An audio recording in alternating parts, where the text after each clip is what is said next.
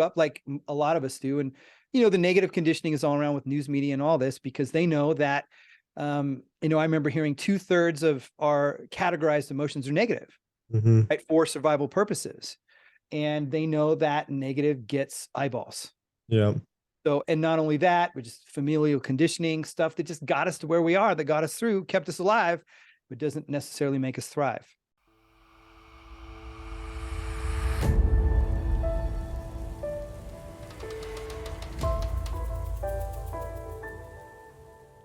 Hello, everyone. I hope you're all doing well. My name is Tanner Dagenet. I'm the host of Self-Sabotage Solutions. I'm very grateful and humble today to have David Hamilton here on the line. He helps people master their mind and their life with ideas of psychology and applied neuroscience so that they can increase their confidence, hone their skills, and create the reality they want to be living. My mom knows David Hamilton from a while back. So he's kind of been around our family for a long time.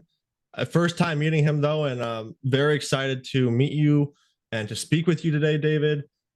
Seems like we have a lot in common, and just very excited to talk about things about like subconscious mind, self-sabotage, and all things regarding the mind, because I know you're really into that as well. Yeah, thanks for having me. Really good to be here. Of course, your mother's an awesome person. We clicked right away and was like, we better start this podcast. Otherwise, we're gonna have to say everything twice. Exactly. Great. So, I mean, what got you into this work? Like, were you encountering some self-sabotage your own, or like what made you kind of go into like where you're helping people, Yeah, great question. So back in 2004, actually, I was living in New York City and I was on a phone call with my uncle, who was a professional coach, but he coached internally at the IRS of all places. And it was like a new coaching program they were rolling out. He was a counselor inside the IRS, and they started getting into coaching because they heard it was an effective thing. And so he went and did this training program. And I remember I was bluesing about something about my girlfriend at the time. And he was like, hey, you like to coach around that a little bit? I was like, sure, what's that? And in a 20-minute conversation, Tanner, he totally transformed my perspective, the way I felt, the way I saw things. I was like, what just happened? So that's coaching. I was like, where can I get more of that?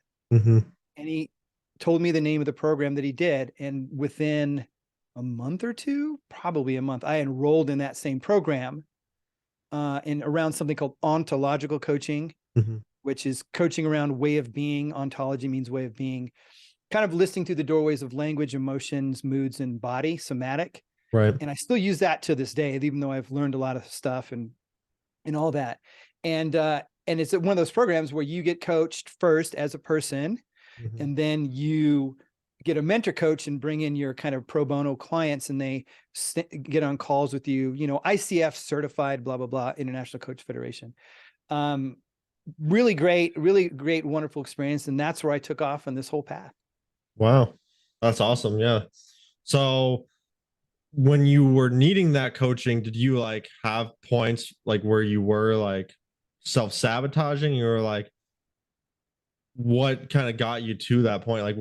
Like I'm sure like you definitely come a long way, like learning all these things, but like what brought you to that point, like before that even?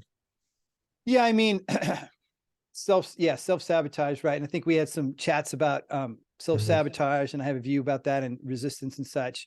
I think that, self-sabotage wise, what I had talked to my uncle about was, I was like, and then soon to be my coach in the program was like getting needy and like overcompensating and not owning my own value, right, as a person. Old kind of protective patterns to get love, get approval, these types of things, right? I'm the only one on earth that has those, I'm sure. Like the number one, right? So, the self-sabotage would probably be, reaching out too much to my girlfriend at the time, those kind of behaviors, and not being grounded in myself, which, you're trying to like connect with somebody, but they're actually sabotaging you in the relationship by being needy or whatever, hope that language isn't too judgmental, but that's kind of common language for it. Yeah, no, that's perfect.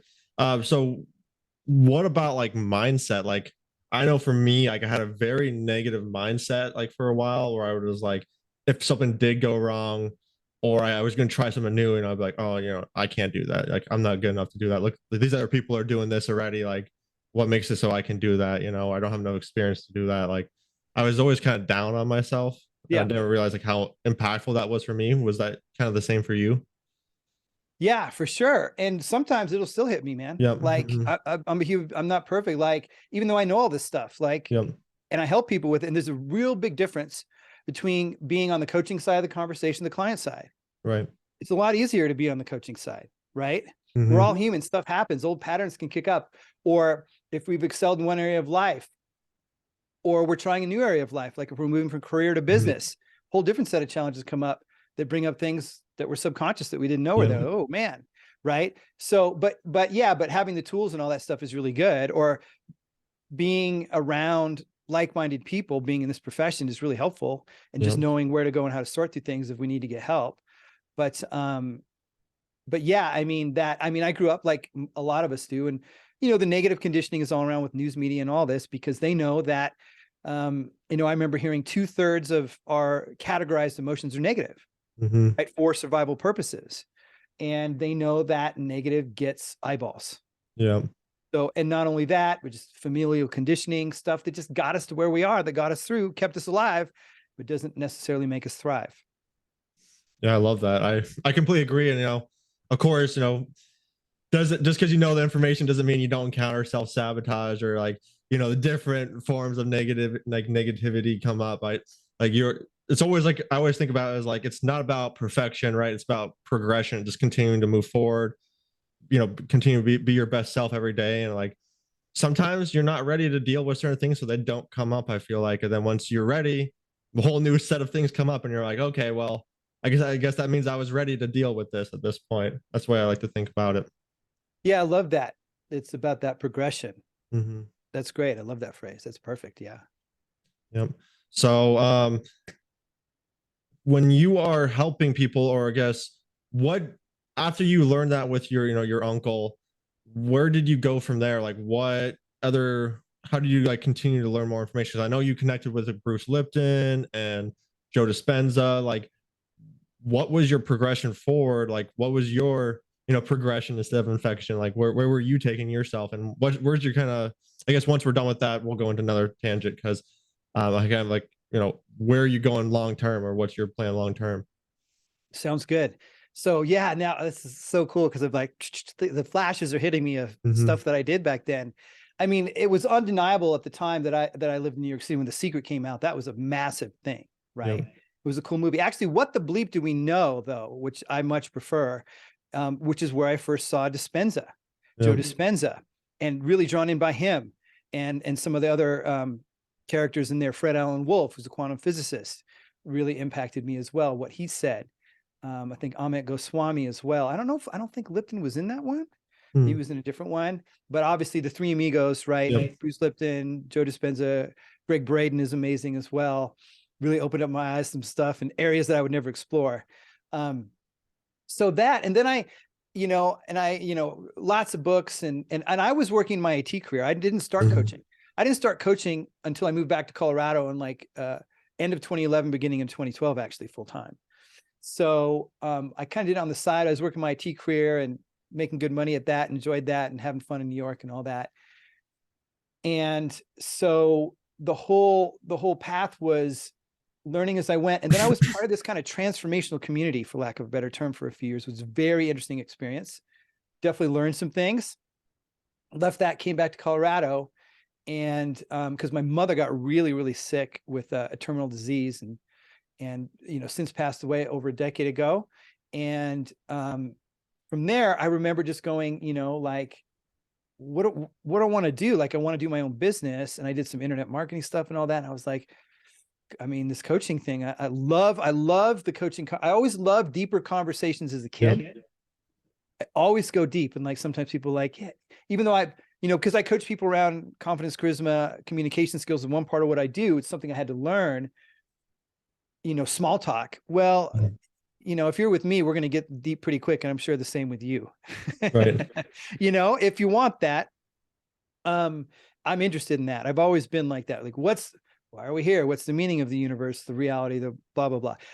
But I was always coming from intellectual. Now I've also become much more spiritual in the last Mhm. several years with some various things, but all over the place. I mean, there's so many modalities and things, right? Different types of work.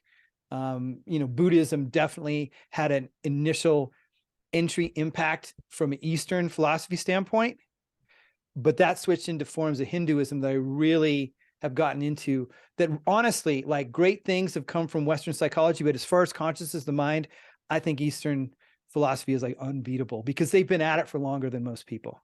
Yeah. That's just what because I'm a historical geek about this stuff too. I want to know the lineage. I want to know where it came from, that's just the way my mind works. I really, not always, but more and more I want to vet and see what it is. Maybe that's not entirely true because I get more open and spiritual too. Sometimes it's just intuitive, right? Mhm. Like when you hear something that Bruce says or Joe says or Greg or whoever. But there's something about lineage that I think can be important, because there can be, fakery and stuff going on. Yeah, definitely. I completely agree with that. I mean, it also just kind of proves that like this information has been known for a long time. And I think I completely agree with you. Like the Western side kind of lost its way. Like I know a lot of Western society, like it's like you talk about this information, they're like, what are you talking about? It's like that sounds woo-woo to me, or that sounds like crazy to me. And it's interesting because when you look back at history, like all like the greatest thinkers of time, like talk about just how powerful your mind is and how powerful your thoughts are and how they kind of lead you towards um like the life that you have, but it's not really like talked that much about in school and things like that. And it was like when I learned about the subconscious mind, I was like, so how come we're not taught about this part of the mind in like elementary school and middle school and high school, even like one of the most powerful part of your minds? And I had no idea about it. Like maybe I heard about it once or twice, but like I didn't really understand how it worked, how it was influencing me in my life, and that really changed my life when I learned about that information. So Absolutely. And, the mind at all, there was no talk of the mind. We had like health class, which is yeah. all body, Mhm. and body is part of, or is a subconscious mind, however you want to say it. Dispenza really pointed that to me. Mhm. Um, depends on your perspective, energetic, physical, whatever. But yeah, none of that going on. And what I notice is, and it's hard to know because we're in our spheres and where we are, and social media, the algorithm can shape to what you want. Yeah. And I actively shape my algorithm because I Mhm. want to be around more positive, uplifting. And I'm guessing you probably do the same, Yeah. especially YouTube. Oh And yeah. it's really highly responsive in that way. And it's great. So, like I notice, especially with younger generation, there's a lot of interest in spirituality and all this stuff. Mhm. And I want, with COVID and people not being as happy, seeing like, hey, I could work remotely. I can do these things. I don't have to be tied to the job. And am I really fulfilled? I think a lot more of that is going on. A lot more people are open up to it, even if it's just, just from Mhm. the therapy side, right? The psychology side. Yeah. People are getting even more help with that. And that's great too. And it's just undeniable that if you've studied it all, modern therapies, cognitive behavioral therapy, the third wave, probably coming the fourth wave. The third wave is where they incorporated mindfulness. Mhm. And I think it's made a huge difference, Oh yeah. right? Because we have the whole change things with reframing things, and started with Albert Ellis Mhm. with rational emotive behavioral therapy, turning into, I think, kind of merging with cognitive therapy, becoming cognitive behavioral therapy, which is a powerful modality to this day. I mean, there's a lot of crossover with coaching and cognitive behavioral therapy, right? There Mhm. really is. Changing your thoughts, changing your behaviors. And so then you bring in mindfulness, which is really being with experience, emotion, thought, and then bringing this thing called consciousness or Mhm. awareness, Yeah. which isn't, isn't really talked about in Western that I ever heard, right? You might hear about the soul and God. And I grew up in America, it was very Christian based, and Mhm. that's all shifting, right? And certain, more mainstream Christian. And if we talk about religion, spirituality, I think they all cross over, but the more mystical traditions of Abrahamic religions like Christianity, Judaism, Islam are the ones that cross over. we get into more modern versions, it can be a different thing, is what I've noticed, right? Yeah. For me, spirituality is a very individual thing, ultimately. Like my relationship with God, which is a word I never was comfortable with, which I'm fine using now, Right. is nobody business but my own or your own or whatever, right? Whatever works for you. And if people go to church and all that for community, that's awesome too. Or Sangha, if they're, Buddhists, that's the Sanskrit word for community. That's great. But this infusion of Eastern and Western is a wonderful thing, because there's powerful things to be able to, come from the Western. You were mentioning the Stoic thing before we jumped on here. Like, very powerful, very, very powerful. And I've read a little bit about Stoic stuff. I'm not sure what their view is on overall what this reality is and spirituality is, but certainly very powerful in dealing with the suffering in life, like Buddhism and Hinduism does. Yeah. Yeah, I completely agree with that. And I actually want to do more research into the Eastern stuff, because I've done a little bit like learning about like when like chiropractor work, acupuncture, and kind of those kind of things. And like it seems like they used to be pretty popular, even like in the Western society back in the day. And then also there was like this ban on it, and then it went away for a while, and now it's coming back again, right? Like you see more and more people like trying to avoid the medical system as much as possible and go to like the Eastern healing, like actual like look for like what's causing the root cause, and like energy work and like Tai Chi and those kinds of things. And that fascinates me, because especially once I started learning about from Bruce, quantum physics and how like, everything is made up of energy. I was just like, boom, like that makes so much sense, that those modalities and the Eastern side has always been focused on energy, from my understanding, right? Like energy is a really big thing, and like healing practices and things like that. So that energy work, and now that I know everything's made of energy, is just like, yep, that's exactly where it is. Yeah, absolutely. And it's interesting, because to me, in tracking all this, you ever listen to Alan Watts at all? You ever seen Alan Watts around? He really is my foray into the spiritual, I feel like. Okay. Because he's comes very philosophical, but he teaches about the difference between Eastern and Western. It's how I learned a lot of this originally, before I went into more, spiritually Eastern. Advaita Vedanta is something that really has helped me a lot. Even the last year or so, as part of a group, that kind of group has ended, a small little group, kind of a study group over some texts and contemplating things. And he showed me the difference of Eastern view traditionally. And there's it's out there somewhere on YouTube, the audio, about how it's a really inside out thing in the East, and the West tends to treat the world as there's an external thing controlling things. There's a God out there, and therefore we can control reality by kind of externalizing and manipulating the material, which is very much how science operates up till now. But if you ever watch things on quantum physicists, like a lot of them are not materialists, right? And materialists meaning not materialists like, hey, don't buy that Gucci Lamborghini thing, right? But material reality, right? You know what I'm talking about, but for the listeners, that fundamentally reality is material based, and consciousness, something known as the hard problem of consciousness. You've heard of that your consciousness comes from this aggregation of molecules and whatever, and then it projects from that. It actually is totally illogical and makes no sense, just if you look at the logic. You don't need science to use logic. And this is one of the beauties about like traditions like even Buddhism, Advaita Vedanta. It's very logical. And you have to go through inquiry to go, does it make any sense that all these little particles come together? Well, where do those come from? And what's that come from? And if the Big Bang was here, well, what's before that? And what's before that? And who's before God? Or is it all one thing?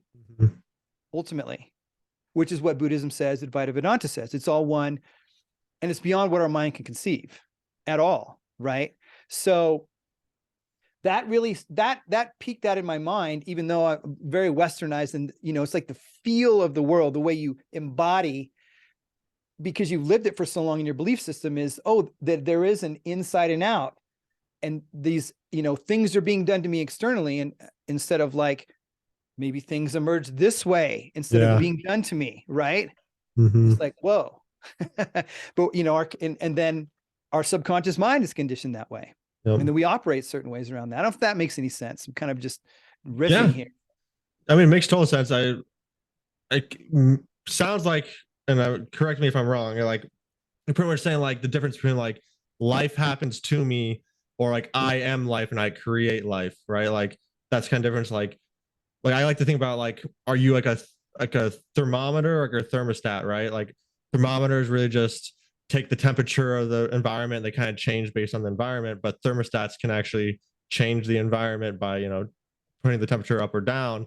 So kind of like think about it that way. So like you actually have the ability to create, you know, going outwards instead of, oh, everything just happens to me and I just got to play with the you know what life gives me, right? Like that's kind of essentially what you were talking about, right? Yeah, yeah, absolutely. And it's interesting to go like, and to even go beyond like what we're doing, like even like, is there a difference between the inside and out? Because that's a distinction as well that's kind of Yep. made up. And like who's deciding what? Mm-hmm. And especially when we get into intuition and things like this, which is something I've been more and more opening up to. Even, I mean, it's part of what I do, but like I'm I'm just being called to. And here's what I mean. It's like, do I make a choice that I want to develop my intuition more, or am I being called to? And what does that mean? Like, where is that? I don't know. But it's like this, but that's that going within, right? Supposedly within, if there is a within. And how like that intuitiveness and flow of life, when I am there and not getting caught up in here, getting caught in externalization of things, tends to be a lot easier, despite bad circumstances happening. Or I guess self-sabotage, like that'd be an interesting thing to bring in, since your whole podcast is about self-sabotage. Like, how does that play into this, right? Right.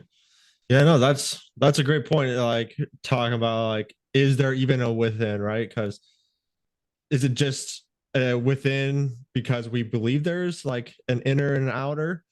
Because I mean, once we know about quantum physics, like if we're going to bring science into this, right? Everything is made up of the exact same stuff. And we knew that even before quantum physics with atoms, but now even more, like everything's just made up of energy. So like the words come out of my mouth, like the computer screen, me, you, you know, the sky, the grass and the ground, like it's all the same stuff. So Yeah. like, is Yeah. it, you know, is it part of you or is it just everything is the same or is it just like what differentiates it? I love that. That's super interesting. Well, this is where it does get really interesting. Yep. And I have a dialogue with a friend who's a college professor and super smart, super good at debate. And through my studies of Advaita Vedanta, it would say that that's all conceptual, that that's not what's really, really, really, really real, what's going on. And I don't, you know, if we need to get to more practical stuff to help your listeners, let me know. But I love this kind of stuff. And so Advaita means in Sanskrit, not two. And Dvaita means two. It's dual, non-dual. It's literally maps to English almost. And Sanskrit is actually a European language that migrated over to India, which is fascinating. Wow. Pater means father, like paternal. Mater means mother. It's just stuff fascinates me. And Sanskrit's an amazing language because it maps to spiritual things that we would have to say in two sentences. It can do in one word. Wow. It's amazing. And so, because that it's part of the tradition, spiritual tradition. And so what Advaita would say, and Buddhism would agree from a different angle, they would say Buddhism is a little more empty, right? Advaita, Kashmiri Shaivism, which is another non-dual tradition, is more full, right? But it's kind of the same. And it goes like this, from what I've uncovered. If it's true that there is no separation, it's all kind of this made up thing between inside and out, which is dualism, right? Because it's like black, white, good, evil, all dual. And what it would say is that it's one, not two. Because if you say just one, where does your mind go? Well, 1, 0. Well, you got to negate the 0. It's about negation. That's why they say non-dual. So it's one, not two, to make sure that oneness is continuous, infinite, and never ends, right? And they say that's what the real. Now that's the easy part. The hard part is to experience that, and that's what enlightenment is. Yeah. In Eastern spiritual tradition, if that makes sense.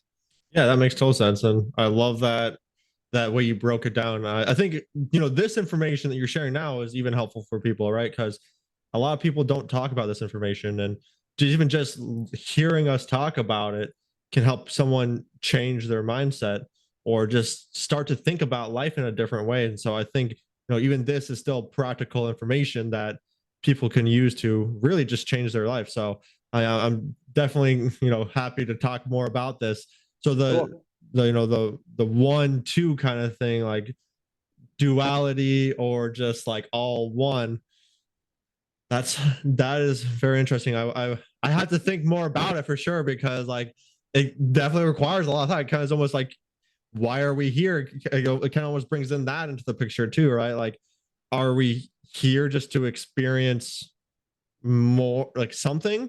And like, is everything just us reflecting back at us, a part of us reflecting back in?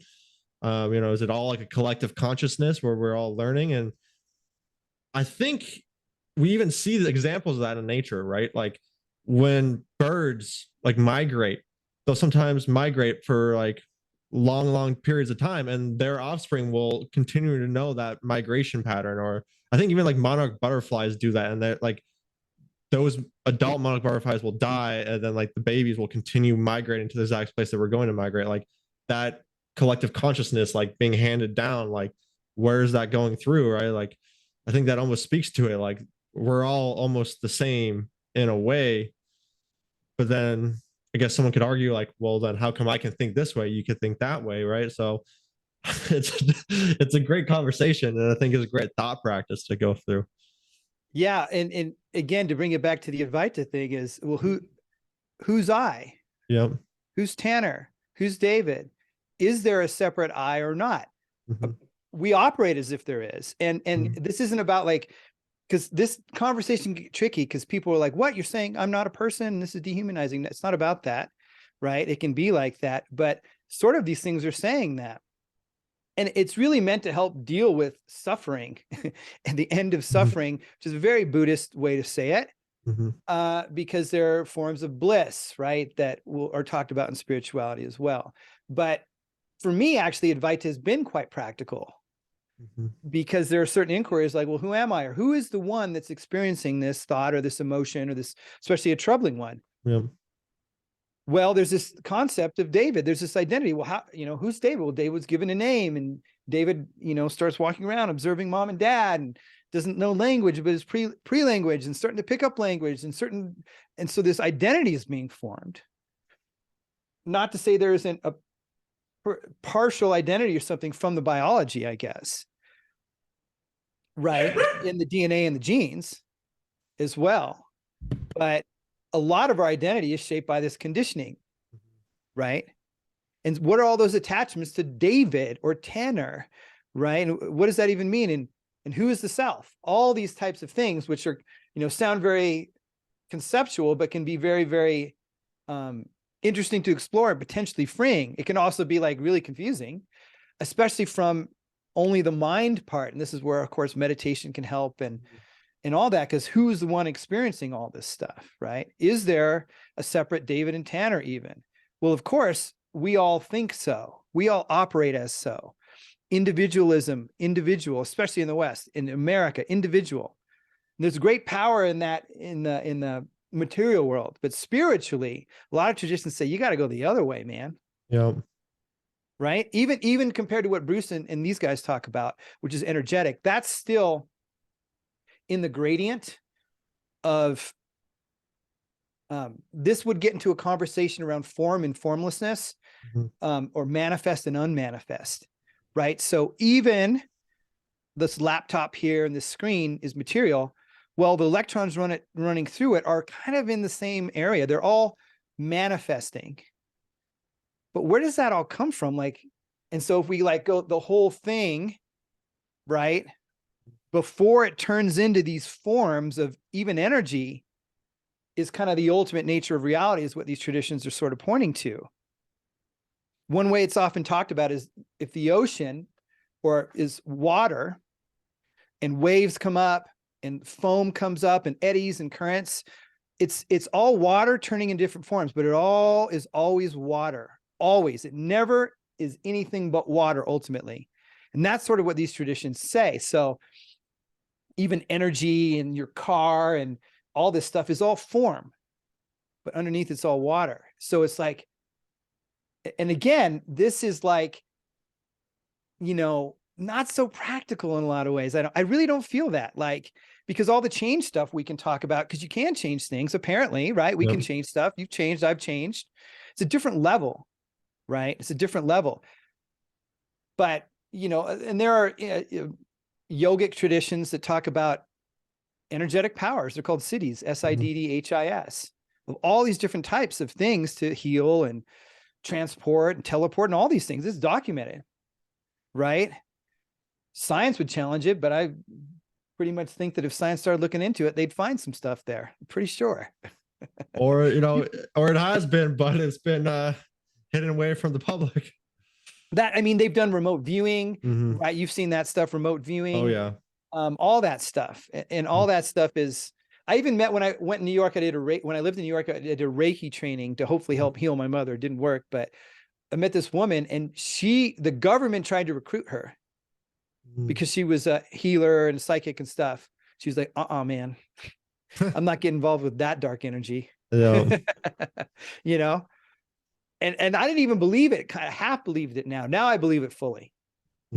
You know, I just kind of went with it. I kind of knew, but my mind fought it. Now I just don't listen to my mind on that stuff because I pretty much believe it's all real. I mean, I do. Yeah. You know? I mean, it makes sense. I mean, because you're like, we're talking about like all things are the same. And I think that is practical in the sense that, like, well, then what are our thoughts, right? Like, if everything's the same and like the words coming out of my mouth is really the same thing as what I am, then we're literally like creating something every time we're speaking or thinking. Yep. And like, that's just kind of like mind blowing to think about, because then it's like, well, then my thoughts are literally creating something into reality, right? Like, what's the difference between something happening in real life and me envisioning it in my mind? Yeah, I would love to go this direction, and I would like to speak with you and discuss here on the quantum stuff, because I've been doing some explorations into that, because we're taught, like, you know, action and the physical is the only way to get things done, or the main way. Like, at least that's how I grew up. I don't know about you. But that's lower density, lower energy, right? More condensed. And Dispenza taught me this in a really cool way that he said. It's just actually, yeah, did you say that? Or was that well, I remember when I was in biology in 7th grade, looking under the microscope, and you saw solid and water and gas. You could just see the molecules moving. And maybe when Dispenza, when I went to his retreat, said hypercondensed energy, matter is just hypercondensed energy. It's still energy, right? Yep. And then, but if we work on these levels of thought, emotion, right? We could talk about chakras if we need to or not. Yeah. But working on energetic levels more, so that it's not in absence of action, but that we literally, right, attract, create, manifest, whatever, co-create things by doing this kind of work. And the action is either easier, more apparent. We don't have to think about it. Just creates easier in our lives by doing this type of work. Because I certainly learned that, you know, or was taught, you know, work hard, work hard, work hard, work hard. But I've also worked hard and gotten the wrong results. And maybe it was just because I wasn't thinking right about it, but I don't know. I do know I'm on this whole energetic path a lot more now, where things open up quicker. And it's that feeling of, I didn't have to do something or take that action, or that action just becomes immediate apparent. It doesn't feel like it. In Chinese, they call wu wei wu or whatever, like effortless action, right? That flow state. Right. Yeah. I don't know. What do you think? Yeah. I mean, I completely agree with you. I think it's powerful to pair like both action, like physical, like moving around and doing things, and energy, right? Because like the way I like to think about it, like manifestation, right? People are like, well, I'm sitting here thinking about this thing the whole time. It's like, did you leave your house? Yeah. Like, how can the universe provide you things, or how can, things happen for you if you're sitting in the same place, the whole day? Like I like to think like the more times you're going out there, the more opportunities that are going to present themselves to you, right? Like you have to show yourself those opportunities. So I think like it kind of requires both, where it's like, yeah, like working hard is good, but why not work hard and use your mind to create, and working smarter, essentially, right? Like smarter and harder at the same time, to like create something with using both. That's why, at least that's the way I like to think about it. Yeah, I've been thinking about this question, smarter, Mhm. harder, whatever. Even last night and this morning, because, having my own business, being into entrepreneurship, I've seen both ends where there's the work hard, and then there's people out there that are like, they really looked into it and they're like, you really can't be productive more than like 4 hours a day, Yeah. 5 hours tops, Mhm. if you're doing the right types of activities. Yeah. Now, it doesn't mean you're doing everything yourself. You might need a team and other things. And I know a guy who's like, I don't know if he's a billionaire yet. He's almost there, and he's into manifestation. He's used manifestation his whole Mhm. career into being an entrepreneur. That would totally challenge the work hard thing in Right. that sense. It doesn't mean he's not highly productive, Mhm. right, and doing the right things. And we know there are the grinder entrepreneur types out there. Oh yeah. It's all, I mean, but then it's like, what kind of life you want to have too, right? And it's Mhm. up, I'm not saying any's right or wrong. It's like whatever anybody wants to do. But to your point too, of I totally say the same thing, especially working with clients, especially because I really come from psychology and behavior first. Right. And then I open up the energetic. I talk about vibe a lot, especially if we're talking about social, what kind of Mhm. vibe you have, right? That presence. Oh yeah.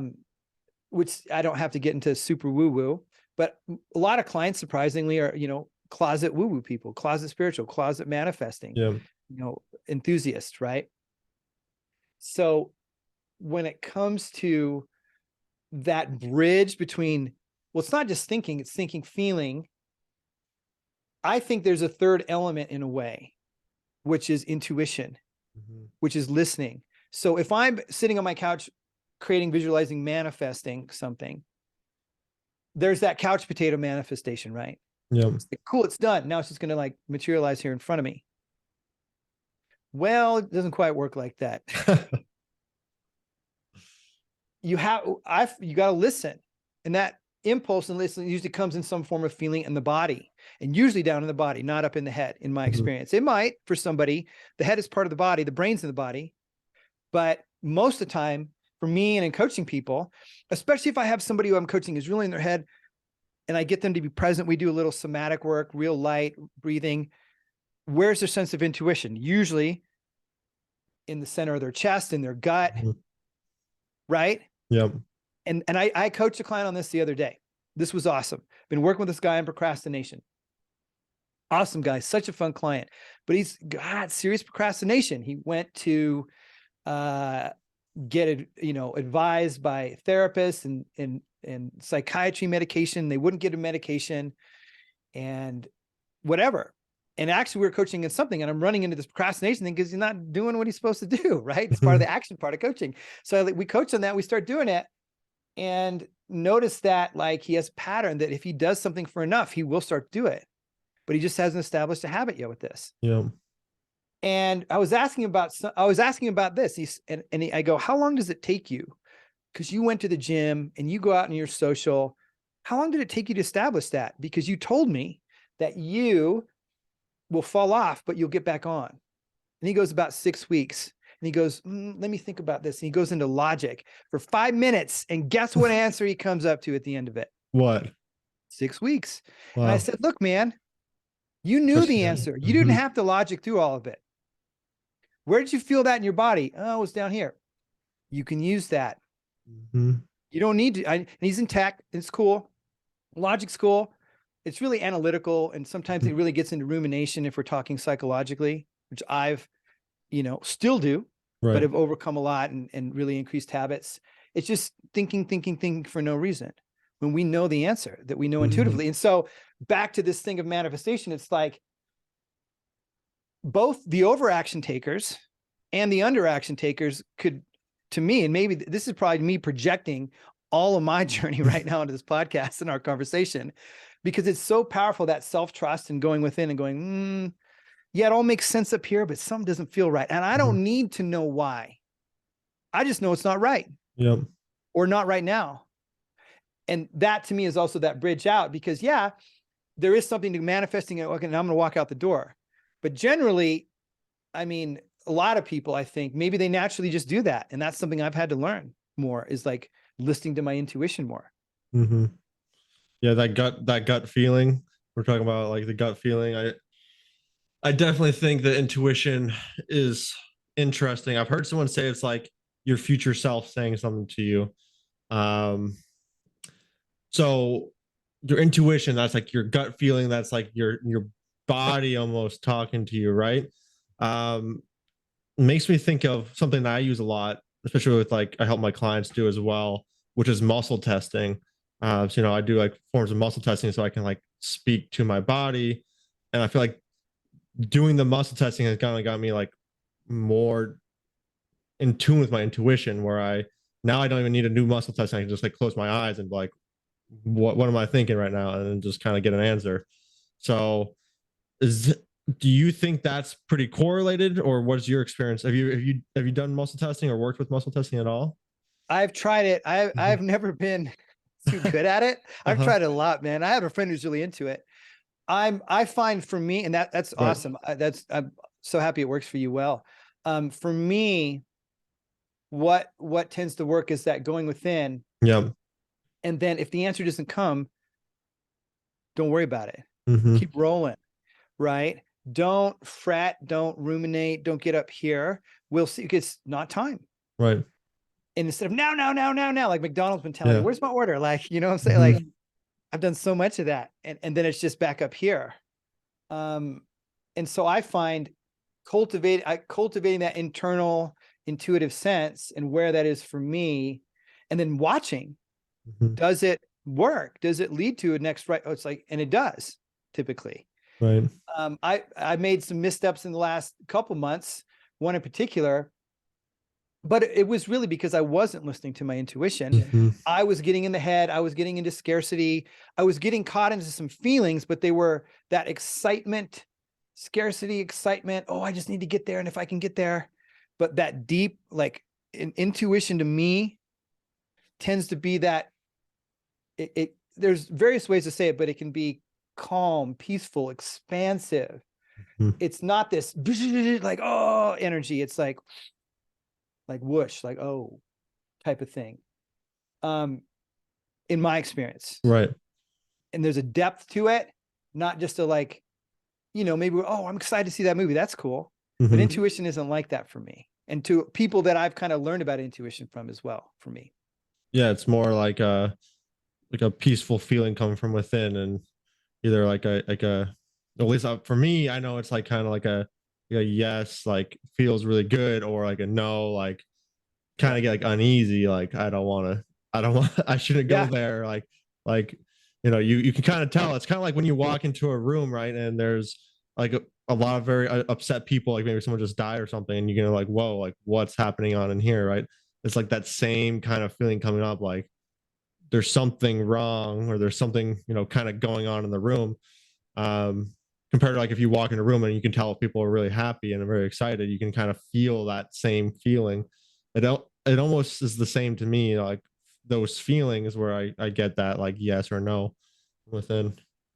Yeah. And sometimes it's tricky. Like I'm working on like, Mm-hmm. is it me? Is it something else? Like what is happening here?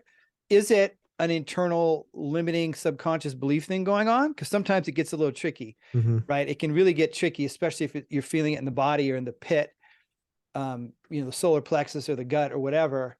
And it's like, this doesn't feel good. But maybe it may, it can take some time to unravel and go, oh, this is really a limiting belief, not Yep. intuition. Yep. Especially on the negative side of things, Oh yeah. right? It's not like that expansive yes is sort of easier for me Mm-hmm. than that, but sometimes when it's that clear no, and then my head, the head will start to fight it because the head wants it, Mhm. right? The mind wants it, but the kind of, however we want to term intuition, whole being, I don't know, is like, nope. Yeah, but I agree with that. And I mean, it makes sense that like the no's are a little harder to understand, tell if it's like, the limiting beliefs or not, because I mean the subconscious mind controls all bodily functions, right? So when you get that, like the hunger urge, or you get that weird feeling in your stomach, a lot of times it can be just from the subconscious mind, from a programming of it trying to help you go in one direction or another direction. At least that's what I Yeah. found for me. Yeah. And I'm curious, like, how do you, so subconscious mind, like I mentioned Mhm. Dispenza's definition, Joe Right. Dispenza's definition of the body as a subconscious mind, which is one particular way to say it, but the way you're speaking about it, it's more than that. How do Yeah. you describe the subconscious mind? I mean, that's a good well, I have like a lot of different things that talk about the subconscious mind. It's not really like a logical part of your mind, right? It's kind of like the body, right? It has a purpose, it has a set of goals. It's not like thinking like, oh, this is good, this is bad. It's kind of records all of the information, right? It's 11 million pieces of information per second. It's like a supercomputer, really, is what it is, right? It's constantly pulling in data, trying to learn what is the safest thing for us to do, what is the safest thing for us to do within life, so that we can fit in with society, so we can fit in with our parents, fit in with um, our peers, right? So like that's why humans are just naturally imitative learners. We naturally learn um, through other people, through our environment, right?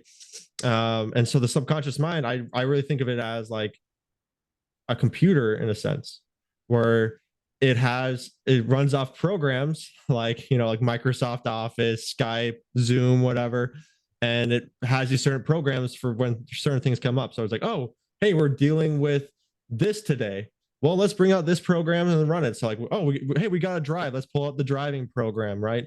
And it essentially just plays it.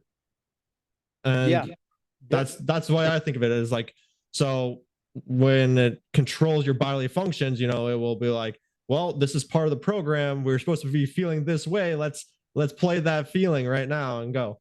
Or they're not following the program, Tanner's conscious mind or consciously is trying to choose something else, his mind is trying to go somewhere else, let's play this program, make him feel this way, and maybe kind of urge him back to where we're doing the program, because that's really the safest thing for him to do. That's the way I kind of think about the subconscious mind. Yeah, cool. And so, because right, I come from more to the Dispenza line, a Mhm. little bit of Braden, and you clearly come from the Bruce line. And my sense is this is a lot of stuff you've learned from Bruce. Is Yeah, that right? Is that yeah, accurate? definitely a lot. Yeah. And so here's where I'm curious is like, what do you say? What does Bruce say? Like, where is that subconscious mind? So, for instance, there are models that would say, let's talk about the soul for a second, right? Hmm. So what's the soul? Well, the soul, if we go with this paradigm that souls travel between incarnations, if we're to use Hmm. that, or between lives, if somebody's into that, right? That reincarnation and such, then where's that soul? Is the soul in the body, or is the soul like out of the body and the body's inside the soul, right? Hmm. Which is kind of two different models, and would seem to make more sense to me that if we go with this, it's like the soul or whatever that being is, and the body's inside of it, kind of like the subconscious mind and the conscious mind are inside of, or whatever. I don't know. I'm just kind of throwing it out Yeah. here because I'm curious, where is that subconscious mind? Is it in the body? Is it in some energy form? Like what does Bruce say? What have you learned? Well, I really think the subconscious mind is like, so, we have the prefrontal cortex. That's where I think more of like your conscious mind really is. But your subconscious mind is more of your primal part of your brain. So when I tell you, it can control your bodily functions, how does it do that? It sends energy pulses down to your arms, to your legs, sends energy pulses down to your stomach to make you feel a certain way. So I think it's within inside the body. It's part of the body itself. Consciously, I think that's the part where it's more like, and when I say conscious mind is really in the prefrontal cortex, I think that's partially like a mix between the spirit, so it's not all within inside the body. Because when you start to learn about like chakras and things like that, you have like an energy kind of force around you. Is what I've kind of learned. So the conscious mind, I think, is while it's not like the strongest like processing power wise as a subconscious mind, it is very powerful in the fact that it can create, that it can reject information, that it can think for self logically and like whoa, and look from like a third person out. Because like there's been times where I'm like looking at saying like whoa, what am I about to be doing, like what's my subconscious mind trying to get me to do right now, like thinking about like looking down on myself almost. So it's like almost feels like it's outside my body in a way. Mm. So that's kind of where I'm thinking. As far as exactly what Bruce thinks it is, I think on some level he would probably agree with me, but one of my goals is to have him on the podcast. So I'll have to ask him that question when I get him on the podcast. So what's your thought on it? I'm curious to hear. Yeah, I mean, to me, it's pretty biological. Mhm. It's pretty tied into that. Yeah. And even the conscious mind, I use the term consciousness, Yeah. which could be interchangeable with awareness, Mm-hmm. as something kind of beyond. Okay. So for me, and this definitely ties to my Eastern spirituality explorations, because, or again, in the West, we're really about individualization. And from Eastern traditions, it's more, well, is there an individual at all? Like these types of things. Well, there are plenty of Eastern traditions that are dualistic, right? Versus non-dual or oneness based. They, because in the Hindu gods, there are all these different gods or deities. And there's some very, it's to me, right, from the way I view things, it's no different than worshiping God, external. But the ones that I revere, right, it's like God and reality are the same thing, are, blasphemous to a dualist. Well, what, it's reality is beyond God. Okay. And then we're getting, into somebody who might be a, evangelical Christian. That's blasphemy. But I don't think so. And not my explorations of consciousness, So it's yeah, the subconscious, obviously super powerful. And then the more, but it's not through the conscious mind necessarily that those greater leaps, in my experience, it's through the awareness of consciousness. And what, like, because conscious mind, if we're talking about mind is a small subset of what's inside consciousness to me. Mind. Some people use the word mind as what would be consciousness, like in Zen Buddhism, like big mind, little mind, great mind, right? There's a 3 principles by Sydney Banks kind of thing, where he talks about mind, consciousness, thought, kind of stepping down, and mind is equivalent to what I would call consciousness. I don't, that's not the best nomenclature for me. It should be the other way. It's all consciousness or all awareness, which would be more akin to my Eastern leanings. Like all reality is great awareness. And then we kind of step it down from there. And what level, if we're talking about like changing our lives, then what are we accessing? Right. Because we can sit down and use our conscious mind to go, okay, here's my limiting belief, which is very cognitive behavioral therapy, like bad belief, change to good belief. I'm just say it over and over. Well, maybe that'll work and maybe it won't. Yep. Right.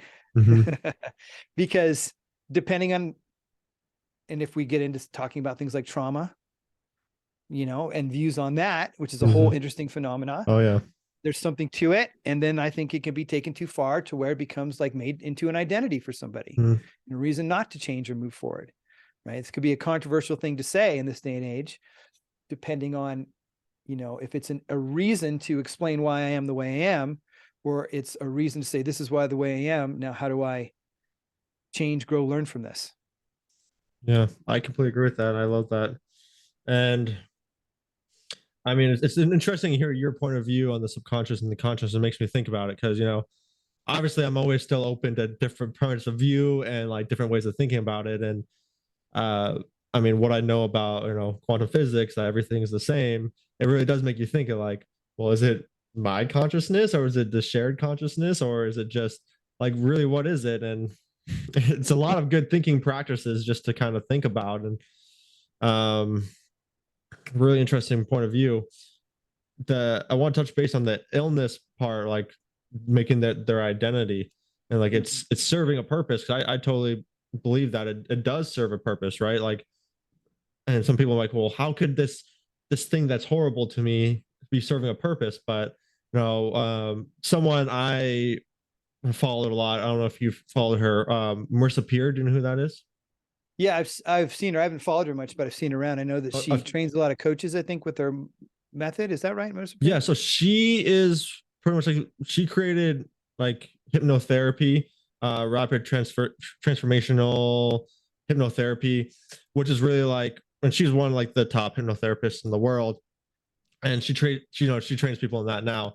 I've taken a couple of her courses, but she has some really powerful stories that kind of talk about like how illnesses serve a purpose. Like this one that she worked with this young boy, and this young boy, you know, saw his mother putting lotion on his baby brother's body every single day, and he'd be like, "Mom, I want that lotion," and she'd say, "No, don't be silly. That's for the baby." And so this young boy developed some really like hardcore like eczema on his body, and then his mother had to put lotion on his body every day, and so he was having that problem, right? And then he came into Marissa Peer, and she's like, "So I know this sounds silly, but if this was your superpower, if this was serving you a purpose, this eczema, what would we be doing?" He's like, "Well, when when I saw my mom putting lotion on that baby, and now that I have this, I get a lotion put on me, and that's its purpose." And once they kind of unraveled that, then the mom started putting lotion on him, without that reason, it went away. So like, I'm totally a believer in the fact that like these illnesses serve us a purpose, and it's not really like, I think they do come from our subconscious minds saying that, because it's not logical that these things would happen for that reason, right? Like no one would be like, "Oh yeah, I want to develop eczema so I can get more attention." But subconsciously it's like, well, this is how we can fit in. This is how my parent will love me. This is how society will accept me if I do this thing. So I completely think that like these illnesses are serving people purposes, just not in the way they think they are. And that's why like when you talked about like, it's not just to, I think you mentioned this, it's not surviving but thriving, yeah, you can just survive living through like your subconscious mind, but most of us want to thrive and like, hold on, let me close my window real. Most of us want to like thrive and like, be happy and be successful and have very like close loving relationships, but we end up like sabotaging that, and we don't understand why. And that's the same reason why the illnesses are serving a purpose. It's that negative thinking, that sabotage is serving us a purpose in our life that doesn't really make logical sense, but illogical sense, where our subconscious mind is thinking, "Hey, this is the best way to survive. This is the best way to be safe within our society or in our family tribe or a group." What do you think about that? Yeah, absolutely. That's a great story. Program was created so that he could find a way to get affection, approval, love from mom, physical. Exactly. Yep. That stuff absolutely happens. And this is where like, right, with Western medicine is all about treating the symptoms to the root cause. And I totally believe that. I mean, I have to wonder, just sharing personally here, my mother passed away a decade ago of something called Lou Gehrig's disease, or ALS, which is a horribly debilitating neurological disease. It goes two ways. If I say my mom had ALS, people go, "Oh, okay." Or they go, "Oh my God," because that's the kind of disease it is. Okay. And I have to wonder, because I did genetic testing. She made me do it because it's not genetic. So like, how do you get that disease? And I just know I love my mother to death, but she was a very anxious, hyper vigilant person. And I don't know, she's a very private person. I don't know what happened to her growing up. I have that part of me, wish I could have that conversation. Maybe I need to connect to the spirit world and talk to her. I don't know, and find out that information if possible. But I just can't, I have a hard time believing it just happened, or just something external happened. Especially the path that I've been on, that, these things get triggered this way. And it's why so many people are sick and just taking these pharmaceutical drugs, in my opinion. And while they can help, and they can for certain things, a lot of it is just symptom abatement. And I'm not saying that what we're talking about here is the way to do it, the only way, but it's just suspecting to me, because this stuff, I know it happens. Yeah. I know it happens, that and it's just trying to find a way as a child or whatever that seems to make sense. And somehow the body subconscious responds in that way. And how do we know? Because the program gets removed and it goes away. Yeah. Like, is there anything more other than if somebody comes from a materialist only thing, they'll never believe it, but they have a materialist belief system. They have a materialist program running. But they don't think so. They think it's reality. It doesn't make any sense. Yep. And from reading the biology of belief, because I know you talked about genes, like, was it handed down to me through genes, right? It makes me think of Bruce Lipton, because I'm sure you've probably heard like epigenetics, where it's the study of like the environment and your thoughts and your beliefs actually affecting your genes much more than like the genes that are handed down from generation to generation. And makes me think like, what else is handed down from generation to generation? Your beliefs, the things that you eat, usually the places that you live, the way that you live, your ways of thinking, like, so like then it goes into the whole thing of like, well, is it actually generational? Well, in a way it kind of is, but is it because of just, is it a victim mentality kind of thing where, oh, this was just handed down to me, it's whatever now? Or is it like, well, this is what I was taught when I was young, when I was a kid, between the ages 2 and 7, and that's my programming now, but doesn't mean I'm stuck with it. Right now I can reprogram it. It's like taking back your power. But the whole reason why I brought that up is because Bruce, he was kind of like the pioneer of a lot of epigenetics. And he talked about, like, in that book, The Biology of Belief, amazing book if you haven't read it. He talks about like how really he had so much pushback. He was getting called like a quack for talking about this stuff. And they're like, oh, it's a fluke. It's not. And it's because like people are getting like tunnel visioned, right? Like he talked about even his own like tunnel vision with quantum physics. Like he had a chance to learn quantum physics. Like, no way, I'm not going to learn that stuff.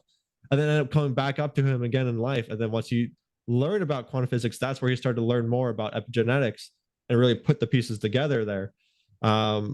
And I think that's what's happening with a lot of our science. It's very tunnel vision. It's not like, it's very like, you have to have this in the physical world. And like, if it's like a like placebo effect, like we know about that. It's been documented for so many times, and people are like, oh, that's just a fluke. That's just whatever. But like, it's called belief, not placebo effect or nocebo. It's belief. Yeah, exactly. In a lot of cases. That's what I think. Yeah. And it's interesting because there's a lot of epigenetic stuff out there now, but it's all about what supplements you take to affect your genes, not about what you think and feel. Still, of course, it's still materialist. Like it's not the idea that your genes are fixed, which is like back to the time of Gregor Mendel, when I remember learning like basic genetics in junior high or whatever, like crossing the yellow and green peas and recessive and dominant genes, like very basic. But like what gets activated, what gets turned on and turned off, right? And right, Bruce is taking way a whole nother level. Like it's your thoughts and beliefs, not just what you eat and ingest, not just physical, but energetic and thought-based, which science definitely isn't there yet. It's the only way science says is, okay, meditation and positive thinking, and if it just helps you feel better, but it's not going to really make a difference. Well, I don't agree. I just don't agree. Yeah, I mean, I completely agree with you, because like, look at the Western medical world, is the most advanced it's ever been, right? We have the most knowledge we've ever had. Supposedly the most like, advanced drugs, advanced medicine that we've ever had. But yet we still have the highest rates of like disease, depression, anxiety, cancer, like all those things are just skyrocketing, and then addictions, those are all going up. Despite that fact, like we have the most ability to get foods we've never had like access to. We have refrigeration, we have cleaner water, we have all those things, but yet we still have these things. And so there's a link missing, and for some reason it's getting pushed away. It's not getting taken seriously. Like people are losing their jobs or their livelihoods. In some instances where people are pulling like their medical practices and things like that when they try to talk about these things. So Yeah. there's definitely a fight against it. It almost sounds conspiratorial in a way, but I mean, it's the truth. Like we see it. Like there's plenty of people who come out and talk about like their medical license got pulled or they just weren't taken seriously, when they brought it up.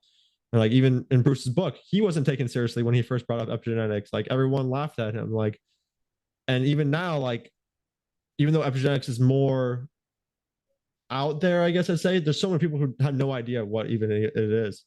The majority of society is still believing that they're stuck with their genes. Like, even though this is information's out there, like it is quite surprising to me. And that's why I think like coaches coming out and sharing their information is a very powerful thing.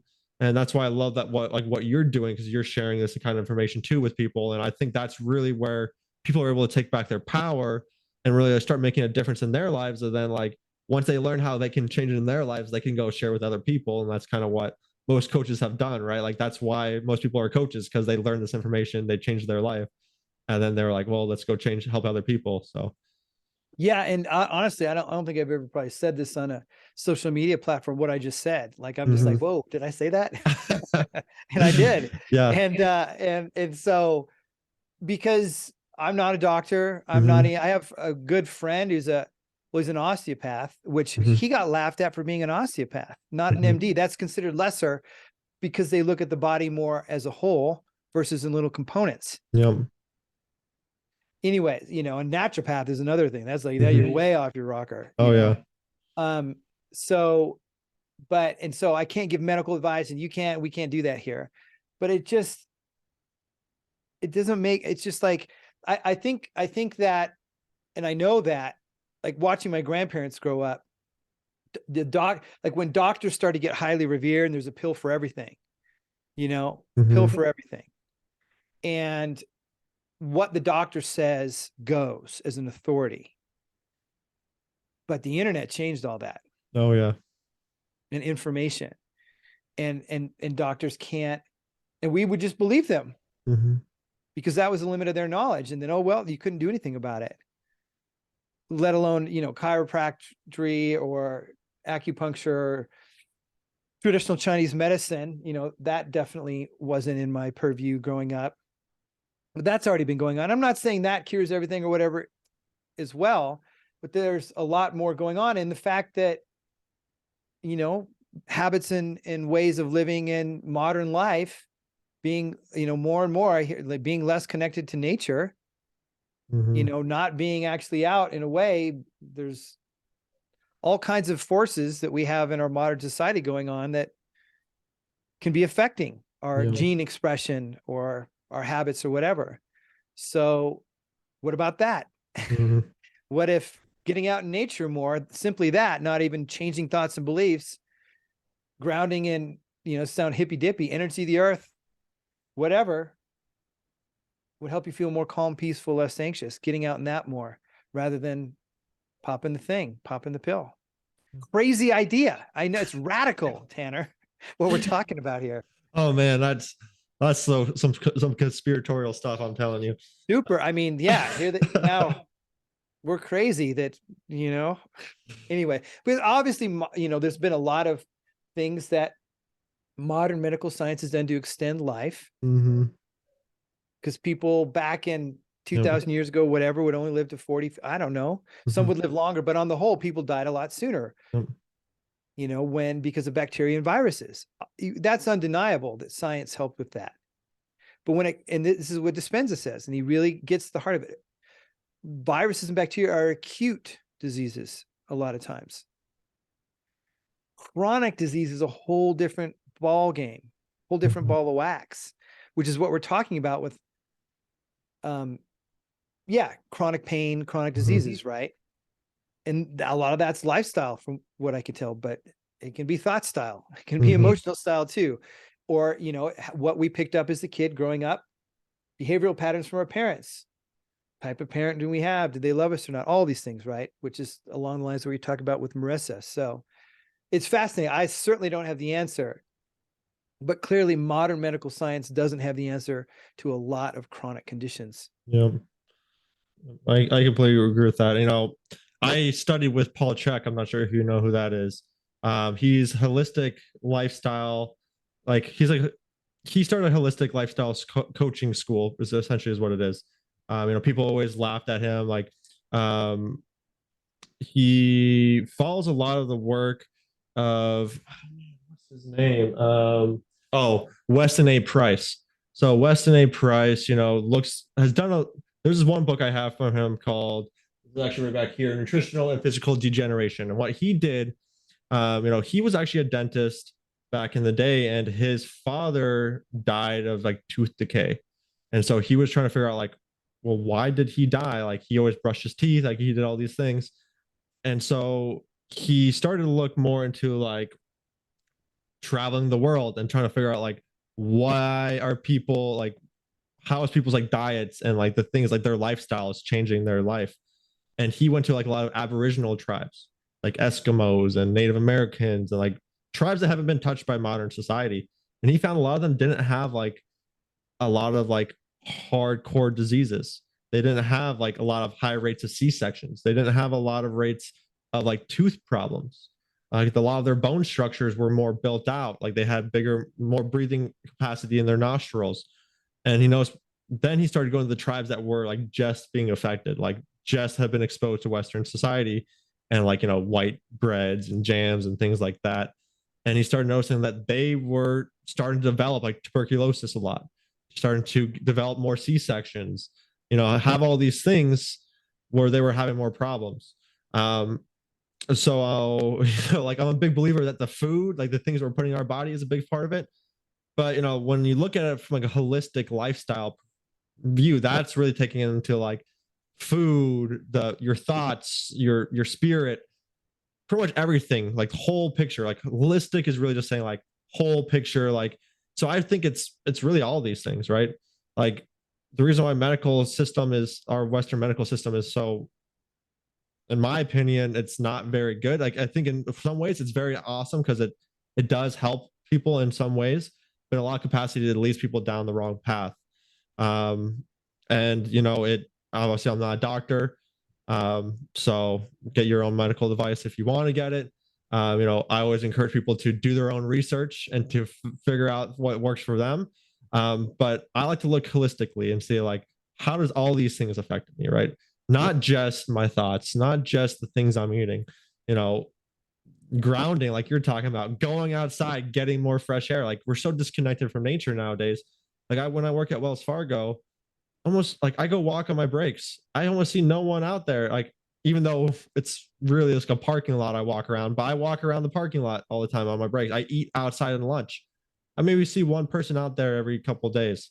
You know, I'm the only one who eats out there. Like, I don't see many people going outside unless they're going into their car to go drive someplace to go get some fast food or something like that. And it's just like, it's hard to watch because I know how much that affects you. You know, like we are energetic beings. So like going outside, getting that fresh air, getting the grounding, that recharges our battery, right? Like we're essentially human batteries, right? Recharging that battery. And, you know, now we have sunscreens on. We don't ever get the sun on fully on our skin. We have everyone's wearing sunglasses all the time. Like if people go out on walks, they have their earphones in, they're not actually listening to nature. So I think we're very disconnected from nature, and just from, if we could go back to what our ancestors used to do, I think a lot of these things would probably go away. At least that's what I'm thinking. It totally could. And yeah, I try to walk every day, though a lot of times it's on concrete. Yeah. But at least there are trees around and stuff. But you know, I just go crazy if I can't even do that. I know I need to do that.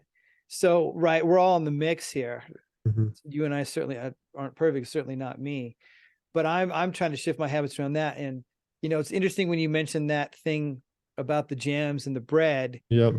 Because you know Andrew Huberman, yes, neuroscience scientist, he's pretty big. I like a lot of his stuff. He's very biologically neuro-oriented, which I do like, the neuro-oriented stuff especially.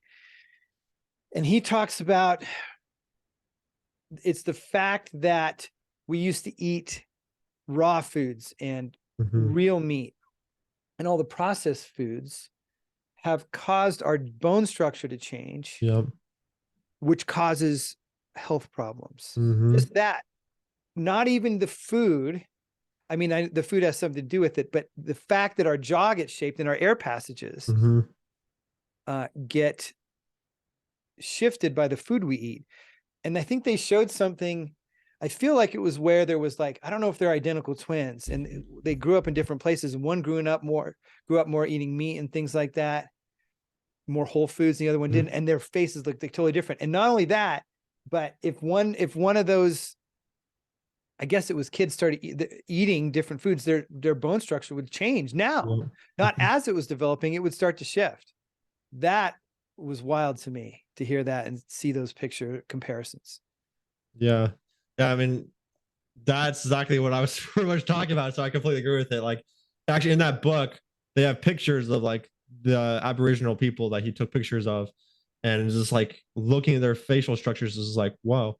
You know, you always hear about like mouth breathers nowadays. And it's because people's nostrils are just not as big as they used to be. Where like it's harder for them to get air in through their nostrils. When I'm sure like from like schematic kind of work, like breathing in through your nose is a really important part of like resetting your whole body and your mind. And like it can be a big difference between, like, obviously breathing in your mouth can be powerful too, but like a lot of people don't really breathe through their nose as much as they should. So yeah, it's really interesting. And it's led me down, like, I know that's where I first started looking into like all this stuff was health, was health stuff. And like I changed my diet. Like now I eat like raw foods. I have raw milk, which is banned in some states. And people probably look at me like I'm crazy. Like if I heard I'm drinking raw milk, like, you're gonna get a disease from the cow or something like that. But like there's so many beneficial enzymes and things from that raw milk, and so many people are lactose intolerant nowadays because it's one of those enzymes is actually called lactase, and it helps you break down lactose. So like when we're pasteurizing all this stuff, of course people are not going to be able to digest the milk anymore because they're missing on the enzyme that's pasteurized. And everything's pasteurized nowadays, not even things that like I don't think really need to be. Everything's antimicrobial, antibacterial. um it's just like anti-life almost. And like when I see all those hand sanitizers now, like I don't use the hand sanitizers because I know how bad they are with all the chemicals and things in them. And like just no one knows about it. And it's frustrating to me because a lot of society is being led down this path, like towards, oh, you got to have the prescription drugs. It's the short-term thinking is really what it is, right? It's short-term thinking, instant gratification. And a lot of it is just subconscious mind thinking, where more people are not being conscious, right? And like Bruce talks about 90 to 95% of the time, you're just acting on subconscious mind programs and actions. And most people don't have very good programming, unfortunately, in this society, which is causing a lot of the self-sabotage. At least when I help people, that's what I help them understand, is like where are those coming from. So for you, I'm curious, when you are helping clients, you talk a lot about the subconscious mind and explain like how it works and things like that, or what's your approach with that? I talk about it some. Mm-hmm. A lot of the time, what I try to do is bring people to their sense of awareness Mm-hmm. and as a baseline. And I also try to get them in their body more Yep. and out of their head more, and just get them feeling better and being more aware. And a lot of times it works quite well, just being simple like that. Mm-hmm. Um, and just get them into more experiential stuff and getting them in that change. Um, and self-sabotage, I talk more about resistance to change, Yep. um, is the way that I look at it. And Mm-hmm. that sort of the brain and the nervous system are not sort of, um, it knows what works and it wants to conserve energy, and it takes energy to change patterns. And if it doesn't know or have that pattern in there, and that programming, he doesn't know it's going to work or be safe or survive, it's going to buck up against that. Mhm. It's interesting to watch, the clients that have a lot harder time with that versus the ones that just seem to zip along more somewhere in between. But, progression, and it can depend on the issue, sometimes, but, or the challenge or the limiting belief or whatever you want to say is coming up, however you want to view it. But I mean, yeah, most of the time, people respond pretty well to, I use an awareness mindfulness approach at base, because there's something to that. Certainly getting a meditation practice going, but also, cultivating that deeper sense of awareness and throughout the day and paying attention in different ways, it can be very transformative. And because this is just me, I've never been a fan of like somebody coming in and changing my beliefs for me. I want to be able to do it myself. Yep. As much as possible, and empower people to have tools. And again, as sounds a little weird because I'm coming in and intervening to help people, but I'm really of that thing. And Dispenza's really like that too, actually. And I was already like that before I found Dispenza, right? He wants to empower people to do it. He doesn't necessarily want to have this specialist who's always coming in and, changing things. That's sort of my view on it. That makes sense. Yeah, that makes total sense. And I agree with that, because that's the kind of the same way I am, right? Like, I don't want to just like, it's the whole proverb. I don't want to just give you a fish and then have you relying on me. Like, my whole idea with my coaching is try to make it so you have everything you need so you can be your own, expert on self-sabotage, your own expert on the subconscious mind. And you can really go through and like, okay, this is why I'm taking these actions. When you identify, because obviously, like we were talking about at the very beginning of it, doing this work is usually continual, right? Like it's not like ever like, okay, I'm perfect, I'm done, I'm never going to self-sabotage again, right? Like it's just not the reality of it. Because this maybe even like the perfect universe, if we had like everything around us was perfect and everyone around us had all the good things, then maybe we wouldn't have as much self-sabotage. But in our society, unfortunately, that's not the way it is, right? Like there's always going to be some negative influences around, for the most part. There's always going to be some kind of programming that maybe is not ideal. So you need to know how, at least in my, that's why I teach people about the subconscious mind, so they can understand like, so why am I being influenced this way? Like, and how is my mind reacting to that information that's coming in? But I completely agree. Like being aware, that's super important, right? Like that's kind of exactly why I teach them about that information, so they can be more aware of like, okay, what am I doing? Why am I doing it this way? So I completely agree with your mindset of, not being the person who just goes in and just changes it for them, because at the end of the day, they're just going to be relying on me then. I don't want to create more people who are just like reliant, in a way, children, who just rely on other people to get things done. I want them to become more like fully grown adults. Like unfortunately, a lot of our society is like a lot of professional teenagers is what I call it, right? Like proteins.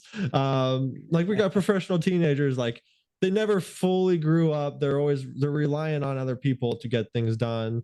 They don't want to like take it on and like do it themselves. They just want the quick fix, the short, the easy way, like the pill. Like just give me a pill so I can lose all this weight. Just give me a pill so I can heal this. But it's like, well, why did that come in the first place? Even if you healed it right now, if you keep taking those same actions, if you keep doing those same thoughts, it's going to happen again, right? Like that's why most people, actually, I just had someone to come on who talked about cancer, the root cause of cancer, and like most people who heal from cancer end up getting it again, right? It goes into remission, but then it comes back. Why? Because they don't actually change the root cause. You know, they just addressed it a different way with like temporary solutions, and that doesn't actually change, it on the actual level. It doesn't fix the root cause of the problem. So that's why I like to kind of go like a teacher role, almost, is what I like to think of as myself as, like a I don't really like go in and do the changes for you. Sure, you might get some good benefits like just directly, you know, the first couple sessions, but it's more just like the teaching is what I like to do as much as possible so they can have what they need. Teaching and practice have Yep. to do the internal work or that work on their own. Mhm. Yeah, I mean, I have, you know, peers, friends that do energy healing work, and they said somebody, you know, this is what they said. They had a cancerous mass, they did, and that thing disappeared in that session, Yep. but then it came back, Mhm. you know, because, and their explanation was the person didn't believe. Even though they saw it, they fundamentally didn't believe. So I don't know. I don't really know. This is anecdotal story. It's not the only one. Yeah, through Dispenza's community. I mean, he's got healing testimony after testimony after Yep. testimony. He's got hundreds. Oh yeah. He had hundreds even like 4 years ago. Mhm. Now he's working with actual scientists from like UCSD, University, San Diego, to document all this stuff, because if he brings this to light, the scientific community is going to flip Mhm. with the kind of healing stuff, because that's been his journey with his Yep. back, right? With his back. He's very smart and careful to not overstep what he talks about with things, right? He's a very, very smart guy all around. But it'll be interesting because he's been building this body of research apparently for over a decade now. I don't even know how long.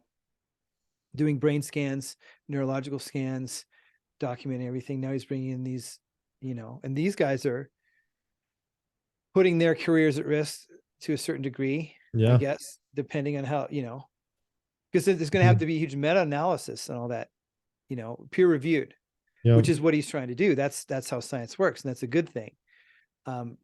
It's going to be really interesting, really interesting. Yeah, I completely agree. I love that he's going through that and trying to get that, like, just someone has to do the work, right? Someone has to change the system, because otherwise it's going to continue really probably to get worse, like with the way it's set up. Like it's not, yeah, it's all about money, and that's probably why they probably won't. There's gonna be some resistance to his work coming out. I feel like, you know, like the way the system's set up is it's profiteering off people being sick. I mean, it's sad as that, as bleak as that is, it's the truth, the reality of the situation, you know. And but the good news is there's lots of people who are sharing information that, like, you can really just go onto YouTube nowadays, right? Like with the invention of the internet, it's amazing. Like there's so much information out there you can just get off the internet now, like that can literally change your life. Like that talk that you sent to me not long ago with like Dispenza and I think Bruce talking on it. You know, I listened to that one before, but like even in that, just in that one quick podcast, like that kind of information can like change the way you think about things and like open your mind to so much, like a different way of living, and really like get you on a path of where you can actually start to address things. I'm just being more aware. But yeah, I love that, and I love this talk so far. I mean, we've covered a lot of really good stuff.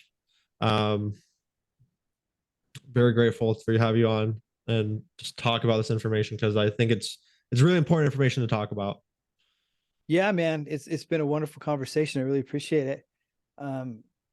Yeah, I didn't know where we'd go, but obviously it wasn't hard to go where we went. No, it's not at all. And so if people are like encountering self-sabotage, or, you know, in a place where they're not very happy with their life right now, what is your like piece of advice that you would offer them? Like what's something that you think like would be the most important for them to focus on? Like it was just like one or a couple things, you know, like a piece of like tidbit of information that like, yeah, I can take this and go move on and, you know, try this out in my life or something like that. Yeah, good question. Well, the first thing is just that you don't have to stay stuck with that thing, that you can change it. Yep. And whether that's a path of doing it just all on your own or getting help from someone like you or me, some other practitioner to accelerate that process, typically an expert in it, and that you don't have to stay stuck based on your conditioning or what you know, right? And if you've come across this podcast or one like it, you probably know that, but it's really important to do that. the second thing is that like having an attitude of full ownership and responsibility for your change, because you and I help facilitate it, guide it, coach it, whatever it, the change only happens inside of you. Yeah. If you think that going to see the practitioner only is going to do it, I mean, yes, I mean, I can't say that entirely, right? Because I had Bell's palsy and I went to the acupuncturist and she pretty much took care of it. So that's not entirely true. But if we're talking about that internal, like, behavioral change, yeah, that kind of works this way for the most part. You know, and doing whatever it takes, like, to see it through, to change it, right? It's you know, kind of a hardcore mentality from some people's perspective, like owner victim. And I learned this from particular mentors and coaches. And at the same time, like, we're all doing the best we can.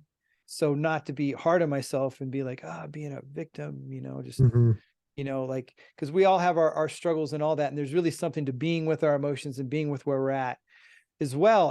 And so along with that, kind of paradoxically, is that being kind to yourself, you know, self-awareness, compassion, self-compassion, self-love kind of all goes together for me in that as well. I also think that, like, there's a real skill set in like learning how to allow ourselves to feel what we're feeling.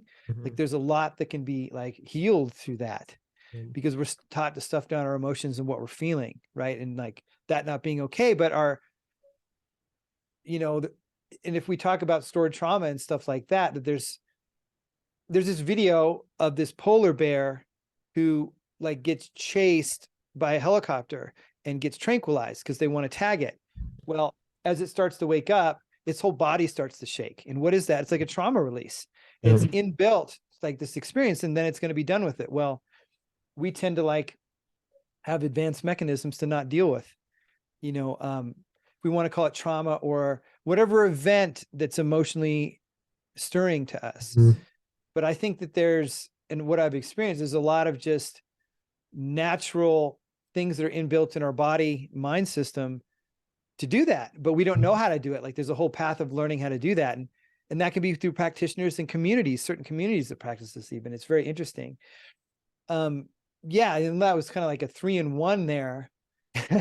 Awesome. Maybe. But in doing this for over a decade now and really seeing like what it takes, and sometimes if I start helping somebody and go, I need to refer you to somebody else, because, you know, and sometimes people don't want to leave.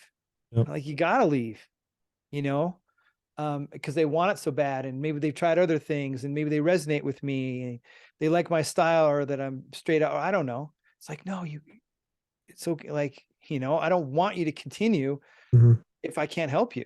You know what I mean? I know exactly what you mean. And I love all the pieces of information you shared, like asking for help, so important, right? I think you've had multiple mentors, worked with multiple people. Sounds like I've done probably multiple courses, learned a bunch of different information. Like, I'm a firm believer that the investment in yourself is like the best investment you can make, you know, beyond any financial investment, because it's always going to be something you can use further in life, right? So, you know, asking for help is not like an embarrassing thing. It's an empowering thing. It's something that's going to bring you forward towards the life that you want. You know, it's more embarrassing and more disempowering to sit there in your own self sorrow and be like, I can't do this, right? Like, ask for help. There's so much help out there, or just go onto YouTube. I'm sure, I mean, most people here are listening on YouTube already, but like, there's a bunch of self courses you can do on your own. But to David's point, you can make that much quicker. You can, you know, move to where you want to go in life much quicker by learning through someone else who's already been through that struggle, who's already been struggling and had to learn from someone else themselves.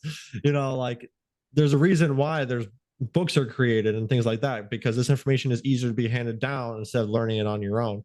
I mean, obviously at some point you have to learn it on your own, but just learning from others can really expand on that. And you know, being kind to yourself. I'm a big believer in that, right? Like some self-sabotage thing happens and then people are self-sabotage them again right after by beating themselves up for it, right? Like it's just a cycle. And so being kind to yourself, even if you do something where you are sabotaging your progress or something that's not towards the goals that you want, you know, be kind to yourself. If you wouldn't do it to a friend or a loved one, don't do it to yourself, right? Um, so yeah, I'm a big believer in everything you said, and I completely agree with you.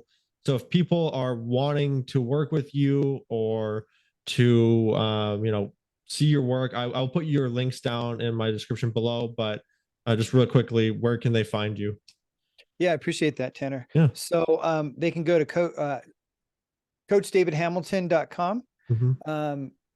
Yeah, well, it's David Hamilton actual, but then I'm trying to get, I think I got Coach David Hamilton. The best place really is YouTube, Coach David Hamilton. Okay. Just search Coach David Hamilton. I would have just done David Hamilton. There's a lot of David Hamiltons. So coaching is what I've done. It's the main thing I do. I love doing it and help a lot of people. So YouTube, and you can find my stuff that way is the best way. Perfect. Yeah, I'm actually looking at your YouTube page right now. It's a beautiful page. He's got some great videos on there, so I'll make sure I link that down below. You guys check out his stuff, give him a subscribe, and you know, if you guys have any questions, any comments, please make sure to put them down below. Like, I'll alert David if he doesn't see them. If you have any questions for him, you guys want to put comments down below. If you guys have any of your own modalities or techniques you guys use, or you know, just really anything you guys want to say to us, we'd love to hear it. You know, give it a like, give it a subscribe. It really helps to just boost the algorithm and get this more information out to people who desperately need it. Let's be honest, like our society desperately needs this information and desperately needs to start thinking more about why we're here, you know. And I love the information we talked about so far. So like, it was really great talking to you. I did learn a lot of information, and you know, just really vibed with you, David. So thank you so much. I'm very grateful to have you on the podcast.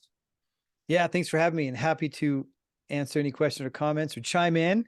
If anybody does, super grateful that we had this conversation. I learned a lot as well. And yeah, thanks again. Awesome. Thank you, guys.